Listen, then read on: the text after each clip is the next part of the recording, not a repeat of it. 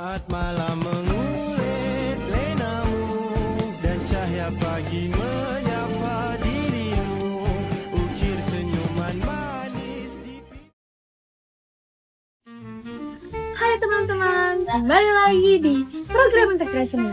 Sebelumnya perkenalkan, nama saya Natasha Rifana Putri Prawita dari kelas B2. Nah, kita akan membahas tentang isu visual ATHG atau ancaman, tantangan, hambatan, dan gangguan terhadap integrasi nasional di bidang ekonomi. Kita mau panggil narasumber dulu. Ada Nabila dan Dihana. Hai. Silakan perkenalkan nama dulu. Perkenalkan, nama saya Nadia Igegelo dari kelas 11 IPA 2. Saya suka sekali mengamati di bidang keempat. Perkenalkan, saya Rikana Fatia Sumaira dari 11 IPA 2. Saya sudah berbicara di sini. Nah, Nabila sebagai putra, bisakah Anda jelaskan apa ancaman dan tantangan terbesar yang dihadapi Indonesia dalam menjaga integrasi ekonomi saat ini? Terima kasih Natasha atas pertanyaannya. Ancaman terbesar bagi integrasi ekonomi kita adalah ketimpangan pembangunan antar daerah. Masih banyak wilayah yang tertinggal dari sisi infrastruktur, pendidikan, dan akses pasar. Akibatnya muncul kecemburuan sosial dan ekonomi yang bisa mengganggu persatuan nasional. Tantangan berikutnya adalah ketergantungan pada ekspor bahan mentah. Indonesia punya sumber daya alam yang melimpah, tapi sebagian besar dijual tanpa nilai tambah. Hal ini membuat kita mudah terguncang saat komoditas pasar dunia turun. Belum lagi masuknya produk asing yang murah yang menekan industri lokal, terutama di daerah perbatasan. Jadi globalisasi ini seperti dua sisi mata uang. Ada peluang dan ada juga ancaman yang besar. Menarik, Dihana, dari sisi kebijakan dan gangguan, apa saja hambatan dan gangguan yang paling signifikan mendorong integrasi ekonomi kita? Hambatan terbesar adalah birokrasi yang panjang dan korupsi di beberapa daerah yang menghambat investasi dan distribusi. Ini menciptakan ekonomi berbiaya tinggi dan menghambat mobilitas barang dan jasa antar pulau.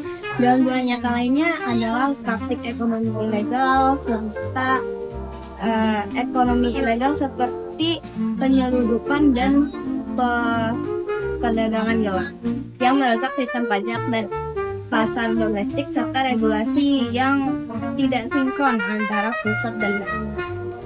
Jadi masalahnya sangat kompleks. Nabila, apa saja langkah atau solusi konkret yang ideal diambil pemerintah untuk mengatasi ATHG ini? Jadi langkah pertama adalah pemerataan infrastruktur dan konektivitas antar wilayah.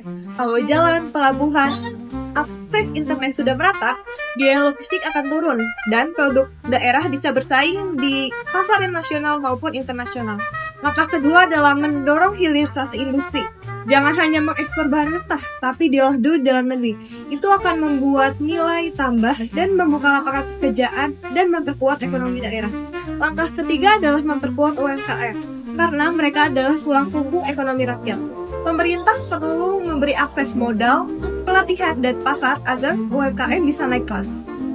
Nah, Dihana, dari sudut pandang kebijakan publik, bagaimana cara pemerintah menyinkronkan regulasi dan memberantas hambatan birokrasi?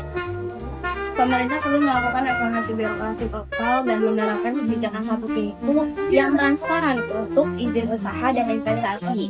Sinkronisasi regulasi dapat dicapai melalui kerja dan penguatan koordinasi pusat dan daerah.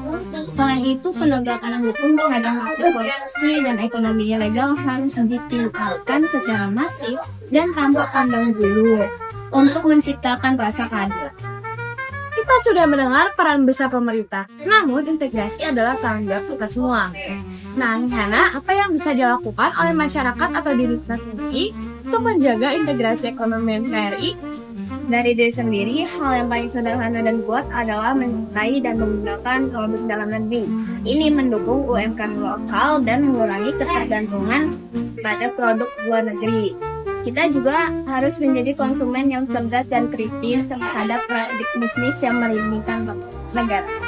Saya setuju, dari sisi individu, penting juga untuk meningkatkan literasi keuangan dan jiwa kewirausahaan. Dengan begitu, kita tidak hanya menjadi konsumen, tapi juga menjadi produsen yang mandiri dan berdaya saing. Dan yang tidak kalah penting adalah praktikan etika bisnis yang jujur dan taat aturan.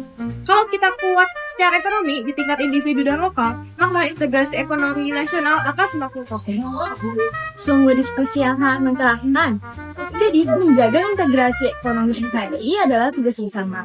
Mulai dari kebijakan strategis pemerintah hingga pilihan konsumsi kita sehari-hari. Terima kasih Nadia dan Tuhan atas undangannya. Sama-sama.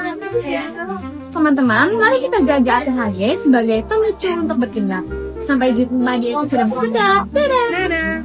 Salam Pancasila. Salam Pancasila. Salam Pancasila. Salam Pancasila. Apa sih?